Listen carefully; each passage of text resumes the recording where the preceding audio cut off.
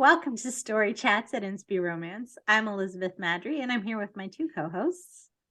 I'm Narelle Atkins. I'm Valerie Comer. Today we are talking about CCR set in Kentucky. I had so much trouble finding books set in Kentucky, and I don't understand this because, like, there's the whole Kentucky Derby thing. I feel like there are enough horses in Kentucky that there ought to be horse books, but they're not cowboys. They're like race horses more than like cowboy horses, but they're still horses. So I would think It's still ranches and Yeah. You'd think.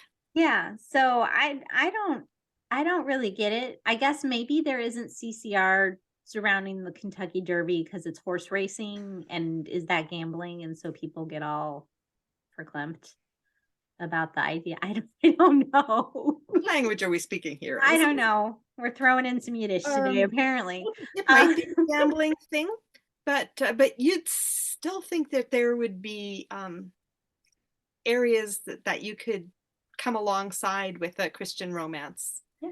Now, I don't know that much about the Kentucky Derby or about racing and stuff, so I'm not going to be the person to write those books, but somebody ought to, because it seems like it's a big area that's missing.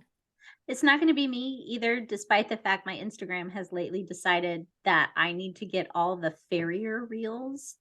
It's the most bizarre thing. I'm like, so I guess it's up to Narelle then. Yeah. No. I think horse racing's also at, dare I say, out of fashion might be the right word, because people have issues in terms of how animals are treated in the racing industry and using animals for that purpose. So I think it's got a black mark for a couple of reasons. Maybe you could use that in a story. Kentucky's also known for their bourbon, and I know why that's not in CCR. Yes. Anyways, if you guys know of any Christian romances set around the Kentucky Derby, we want to hear about it. So, or just in Kentucky in general, because like I came up with two, and I think, do you guys, how many do you have? Okay, Valerie found three, so we'll see how much overlap there is. But it feels like there should be, Kentucky is not getting the representation that it needs. So yeah. Is Kentucky the home to Kentucky Fried Chicken, like KFC? Is that where it's from, or it just happened to be named that?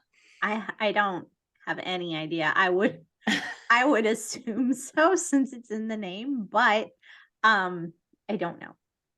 I don't know. We've got a tail here, and I think we've got. She's ready to go. Yes. It's like leaning over my arm. Let the poor baby go. Bye. Yeah. Bye, Cooney. It's like, now can I go nap? Sure. All right. Who wants to go first? I'll go first. I was going to say Valerie had 3. Valerie should go first. Yes. Oh, great. Yeah. My first one is Grounded by Angela Carrell. I read this book when it was first published way back in about 2013, I think. I was super excited because it was the first book that I had found that seemed to align pretty well with my Farm Fresh romance series. So we have a young woman who has a name, Annie. She's a New York flight attendant who has lost her job, I think through a merger or something. I can't remember. It's been about 10 years since I read it, give or take a bit. She loses her job, her boyfriend, and her apartment all in one swoop. And so the only thing she can think to do while she regroups is to go back to her grandmother's farm in Kentucky and hang out there while she tries to figure out what she's doing now, if she can get on with the competition as a flight attendant and do whatever. There's a bit of mystery with a squatter in the old stone house out back, but there's very, very little suspense at all in it. And then there's the grandson of the old lady who lives across the road, who's best friends with her grandmother. Jake is back in the area too, and he's about to make this really big mistake, marrying the wrong woman. And Annie's like, nope, you shouldn't be doing that. But of course, not because she loves him or anything.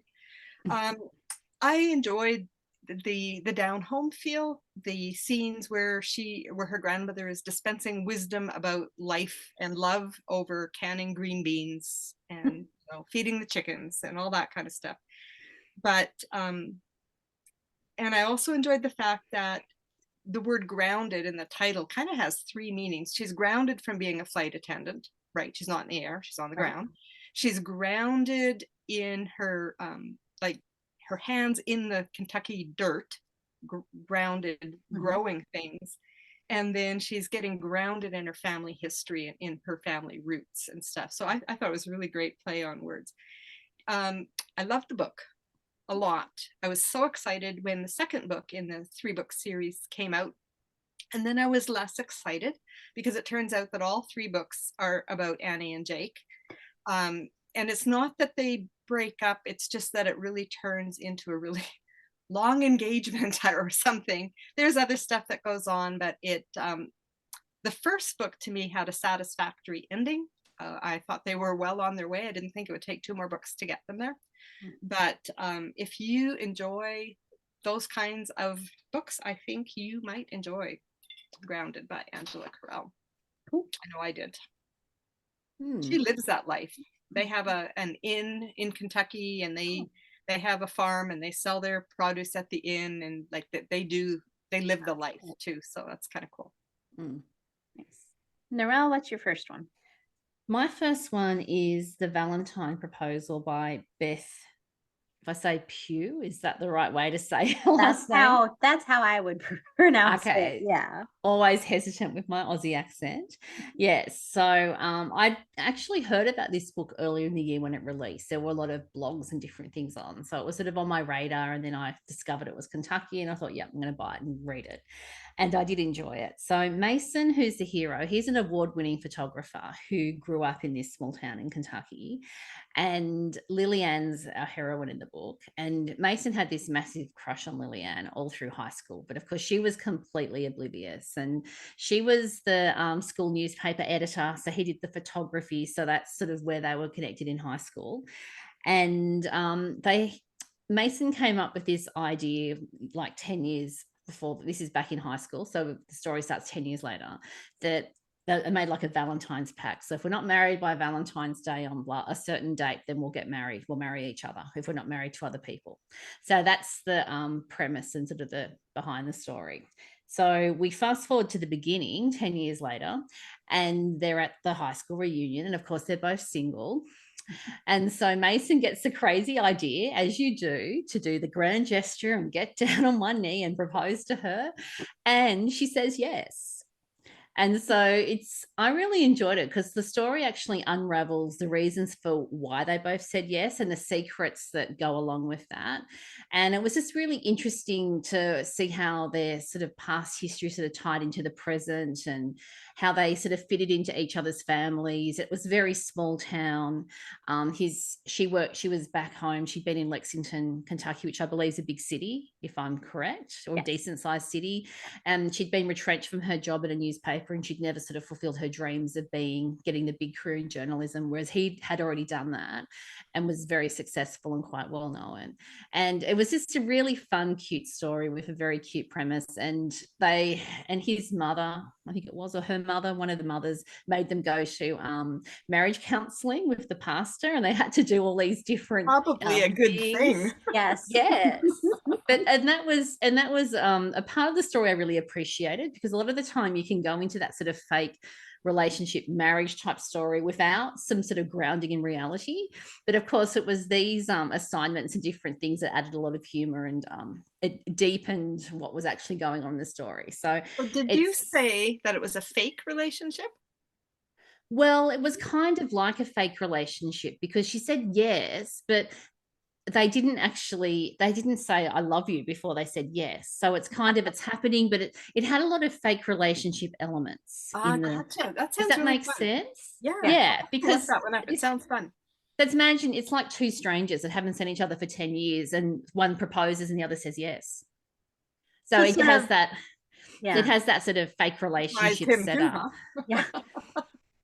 And it's also, it's like, is this really going to happen? Like, can we pull this off? Because it's actually quite a short time frame from when this all happens at the school reunion to when Valentine's Day. So it's a holiday romance. I wasn't sure if it was Christian because it wasn't listed on Amazon under Christian romance, but it is. It is a Christian story, if you're wondering about that. I often look at the categories and think, is this just mislabeled because Amazon's done something wonky, or is it actually not a Christian story? But it is a Christian romance, and so I enjoyed it. Good to know. And you're right, Amazon categories are a good indicator, but they are not, they're not the gospel truth. No, they are not. So my first one, I'll keep in the Beth Pugh vein. I read The Santa Run, also by Beth Pugh. And this is set in Eastern Kentucky. So it's interesting because I forget often, I have family in Kentucky. So when I think, and they're in Lexington, and that is like rolling fields and horses and bourbon. That's the Kentucky that they're in. But there is also the part of Kentucky that's right next to West Virginia, and it's very West Virginia mountains and hollers. And hollers are the West Virginia / Eastern Kentucky word for like a valley. So okay. With mining. So it's coal miner's daughter, Loretta Lynn, West Virginia, but it's Kentucky. So this is set in that part of Kentucky. And so Eliza Lee is dreading her new boss. She works for a railroad, and the railroad was sold to a bigger railroad conglomerate. And she's unhappy that the railroad was sold to start out with. She's worried it's going to cost her job. What does some New York railroad company know about our little railroad? And Bennett is trying to prove his worth to his father by making a success of this new railroad. So he's got, successful father who pays no attention to him, and he's trying to be like, look, I really am valuable, Dad. Look what I did, kind of thing. And so his first thing that he wants to do is streamline this new railroad to make it fit in as an acquisition. And so to make that happen, it needs to be profitable. And to turn a profit, the very first thing that needs to get cut is the Santa Run. And the Santa Run is when the railroad takes Santa and then a whole bunch of gifts to the less fortunate in these haulers. And it's how a lot of these people who are very poor and underprivileged get any sort of anything for Christmas. And often it's like the dinner. It's a turkey, or it's, the only socks and winter coat that the kids get, kind of thing. And here he wants to cut it. And so that's sort of their clash. And it's well done. It's really well done. I struggled a lot because I don't think of that part of Kentucky. So to me, it felt much more West Virginia, which makes sense because it's just the other side of the mountains. But it's really good. And it was very, it had a good spiritual faith arc.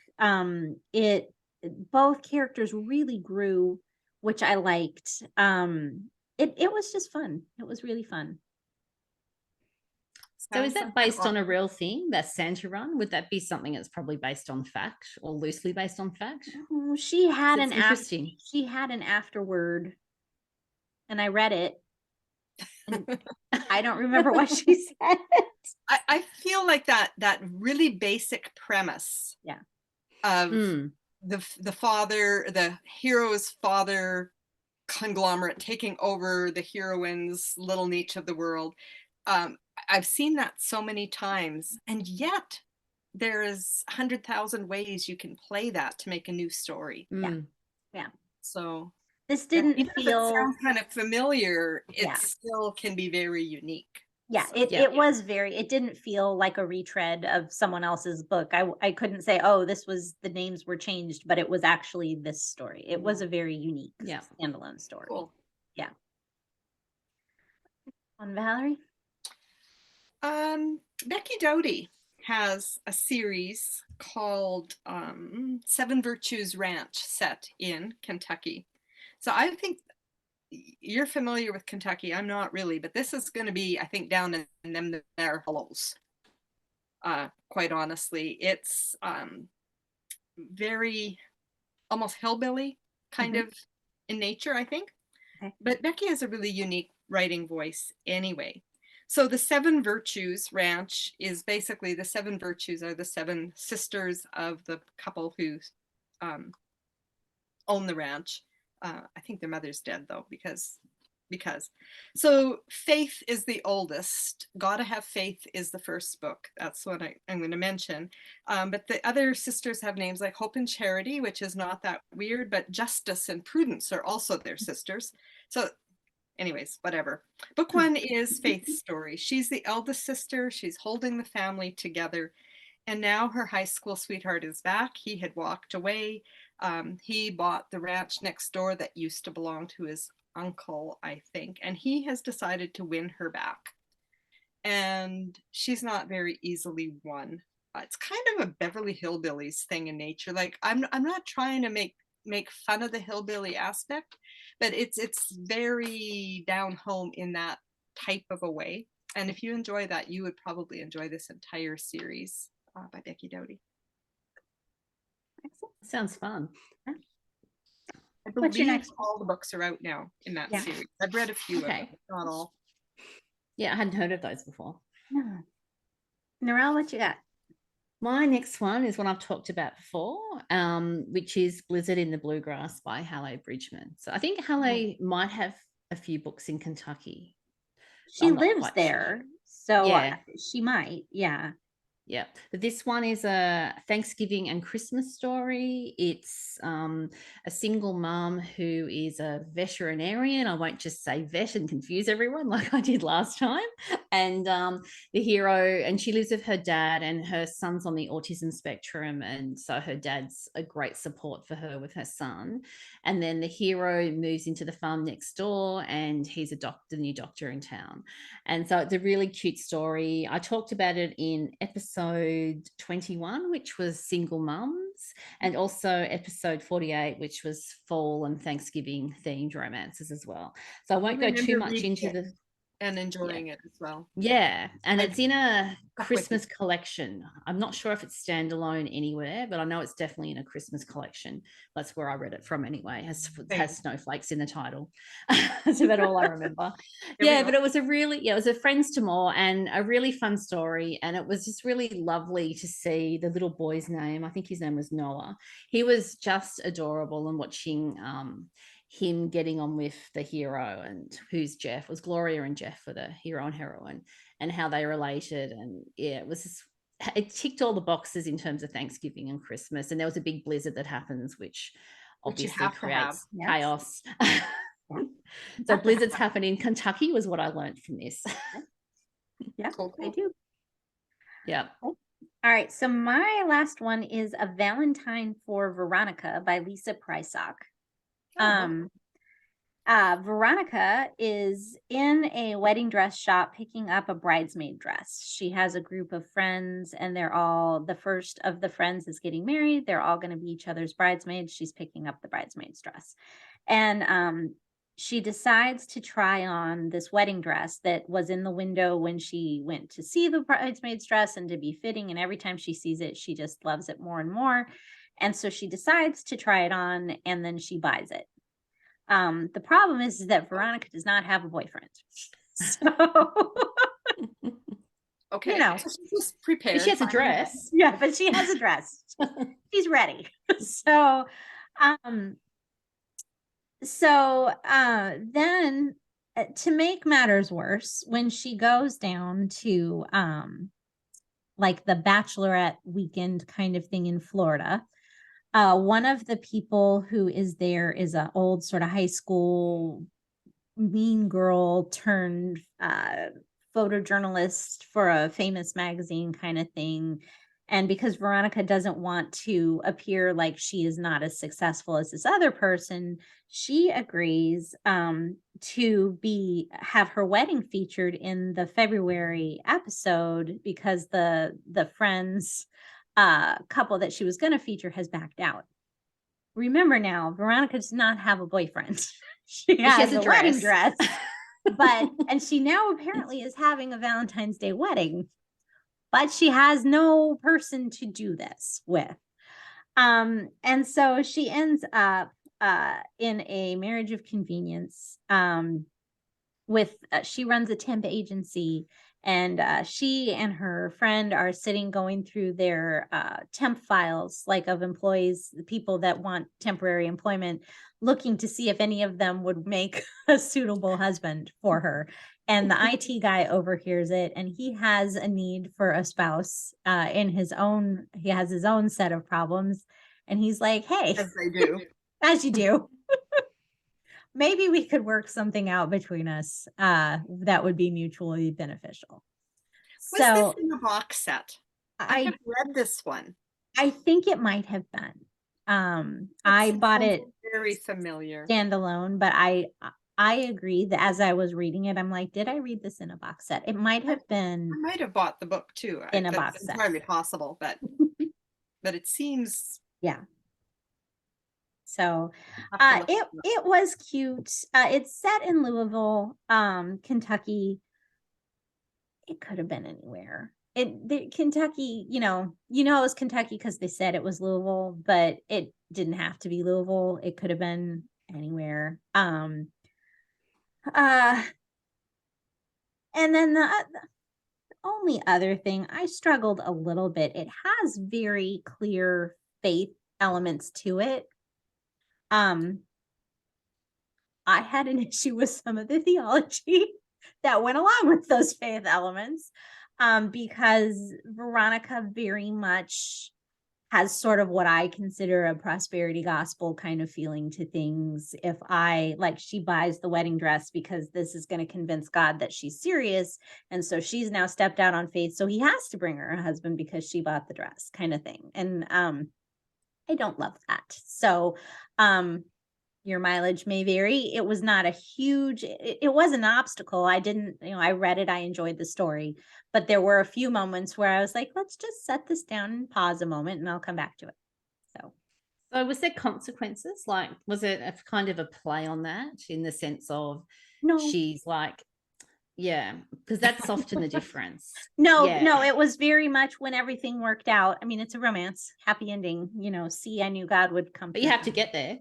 Yeah, but no, it very much was rewarded. See, God took care of me, and I knew he would because I did these things. So okay, even though we struggle a bit because of the lying and she didn't struggle from the lying and the pride as much as I wanted her to. Gotcha. But I might, it's good that I'm not God. I would smite a lot more people. None of us are. I hear you. And I like that fiction can take us places that we wouldn't willingly go, and that we can think about things like that and go, is that really how I view the world, or how would I view that differently? And making us think is not always a bad thing. No, it's very good. Yeah. And it is not a slam on the book at all. It's a very good book. This is a Beth issue more than anything else. So it was very an enjoyable story. You had one more, right, Valerie? Or did we get it? Okay. Winning the Cowboy Billionaire by Emmy Eugene.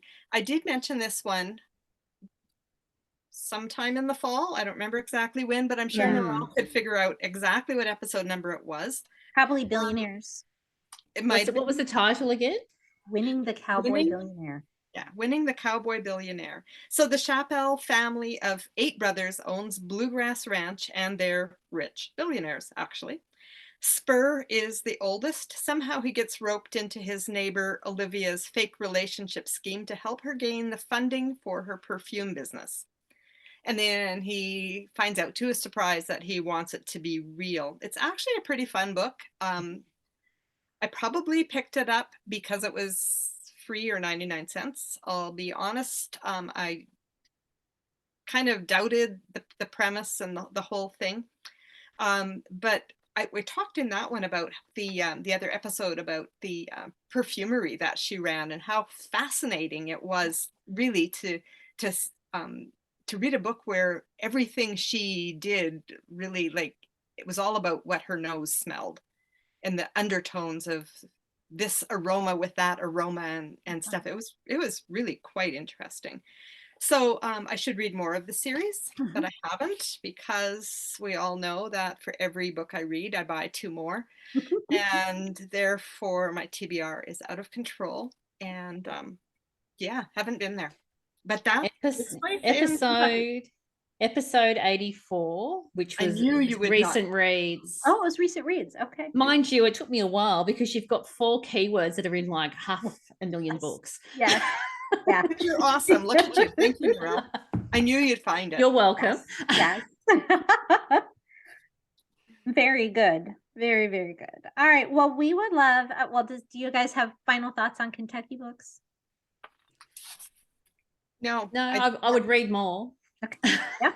Just want to know if there's any Kentucky Derby books out there. Maybe I should read the rest of these Cowboy Billionaires. Maybe some of them go to the Derby. Maybe so. I'll have to look. Or if Kentucky Fried Chicken's from Kentucky. That's my pressing question. Okay. I'll have to go Google it. Yes. Definitely Google that. And my only final thought on Kentucky, because it took me by surprise the first time I went to Kentucky, is that they really do have a Southern accent in Kentucky.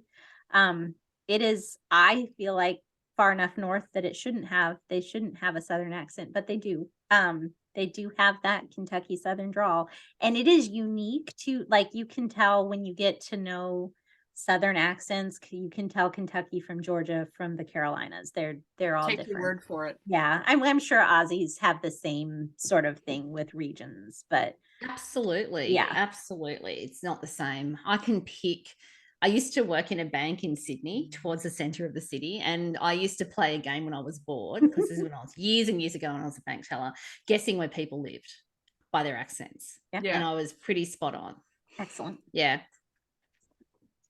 All right. Well, thank you for joining us at Story Chats. We would love to know your thoughts, what Kentucky books you read and enjoyed. If you know a Kentucky Derby book in particular, we're looking for one. Let us know in the comments. Kentucky Fried Chicken book. Yes, there you go. Yeah, food's always good. Yes. Let us know on our YouTube channel or on the Story Chats Facebook page. And you can find information about the podcast at inspyromance.com/storychats. We will look forward to seeing you again next week. In the meantime, don't forget to fall in love with a good book. Bye. Bye. Bye, everyone.